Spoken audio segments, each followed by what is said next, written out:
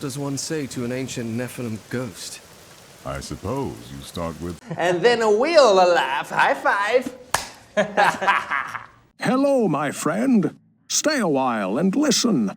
What's going on YouTube? It's Filthy, and we're back with another video. Season 29, Diablo 3. Completely, mate. 800 Paragon. What do we do now? Now, realistically, the season theme, I think, is a little bit of a nothing burger. I've played it about 20-25 times now. Initially fun, it's great for materials, great for the bounty mats, it's great for finding items. I'm going to do a bit of a deep dive into exactly the numbers and mechanics of that in a future video. But after about 20 times, it just feels like I'm basically playing some kind of pick up item simulator game rather than Diablo 3. So what are options? We could stop playing, we could uninstall Diablo 3, we could wait for Diablo 4 to become good. Can't see that happening anytime soon. So I have come up with a way that I'm going to entertain myself during the season, and I will invite you to play along or take up this challenge and see what score you can get. Now, realistically, with the Paragon cap at 800, it's been fairly easy to get the 800 Paragon points. All the builds these days completely crush the game, so no real worries there. But the new addition we do have is the solo self-found mode. I'm playing it on hardcore for the extra challenge, but you absolutely don't have to. You can do what I'm going to suggest on the normal core leaderboards if you want, if the prospect of dying and losing a character scares you. And basically it's just a challenge to see how far you can get across all the classes and across all of the builds. So if we look over at our handy dandy spreadsheet, I have put for you on there all of the Barb builds, so all the leaderboards, all the Crusader, DH Monk, Necro, Witch Doctor and Wizard. Now each set has got its own field to fill in. I've put LOD down rather than the no 6-piece bonus because I suspect a lot of these will be Legacy of Dreams builds, but obviously it can be a non 6-piece. So the idea is quite simple. You're going to fill in your best clear for each of the categories. It will then total it up. So my DH is 108 on Gears of Dreadlands and 70 on Shadow added together, so 178. So let's just say we cleared 100 on the LOD Necro board. That would update here, and basically we're going to do our combined total across all of the sets. I'm going to keep my highest clears here. So obviously 108 on DH, it's the only class that I've leveled.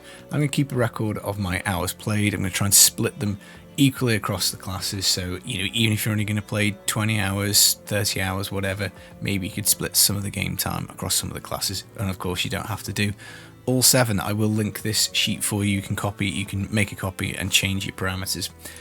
I've put down a par score of 4,200. This would be getting a GR 100 across every class, across every leaderboard. Now some of them, obviously Gears of Dreadland, I'm hoping to do like 120, 125, maybe a little higher. Raycore Barb, I'm hoping to do 120, Wizard maybe 140, Necro maybe 140 on some of the sets, so I will have some spare points, but there are going to be some that are going to be absolutely toxic to do, such as Zunimasa Witch Doctor is going to be pretty dreadful, Raiment Monk is going to be pretty dreadful, and Pestilence Necro is going to be pretty dreadful.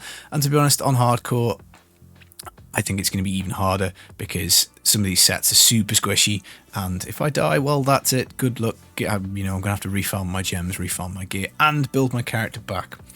So the par score is 4,200. That is that 100 GR on all of them. I've got a different section here, so this will deduct the clears that I've already done, and I've got a little percentage counter to tell me that I'm 4% of the way there.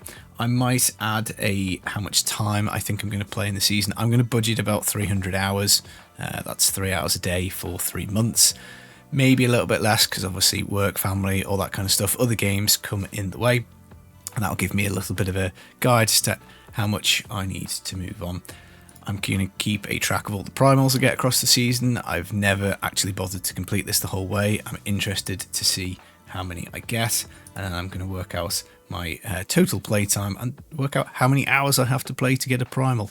So far this season it's not been much luck. I think we've had 3 in 15 hours, or in plain terms, I get a primal every 5 hours, which is roughly every other day. I would like that to be higher, but obviously the season mechanic, I've found about 600 or 700 items in there, As I say, I'm keeping some records for a future video, and no primals, so it's just how it is. Sometimes they come along like London buses, and we'll get 2 in a row. Other than that, really, there's not much going on in the game. We do have some new builds to try out. I'm going to try the Chicken, I'm going to try the Crusader. Both look an awful lot of fun. I'm going to play a lot of stuff.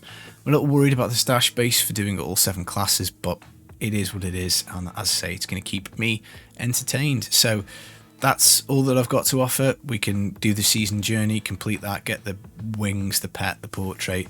Aside from that, you can try and push your GRs as high as possible. The new mode, I think, really, it feels very reminiscent of when they added Echoing Nightmares into the game.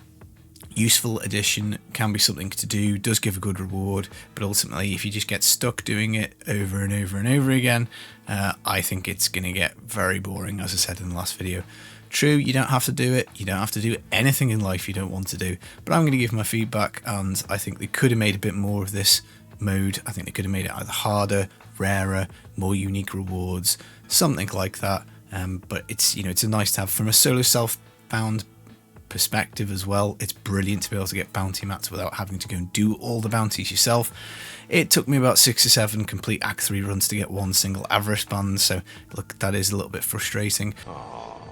Miss Brandt? Yes. Get me a violin. But it is kind of more fun doing the bounties SSF, knowing that one of these portals could open, you could jump into it, you could find a goblin field, you could find some GG gear, so that is kind of nice. But if we just end up grinding that over and over and over again, as I say, I do think it's going to wear thin pretty fast. So really, all we've got is the leaderboards, SSF, and just our own amusement. That's season 28, 29? It's 29, isn't it? That's season 29 in a nutshell for me. I hope you found the video entertaining, useful. Let me know if you think you can beat 4,200. Yeah, see how you do. I've been the Filthy Casual. Take it easy, guys. Peace.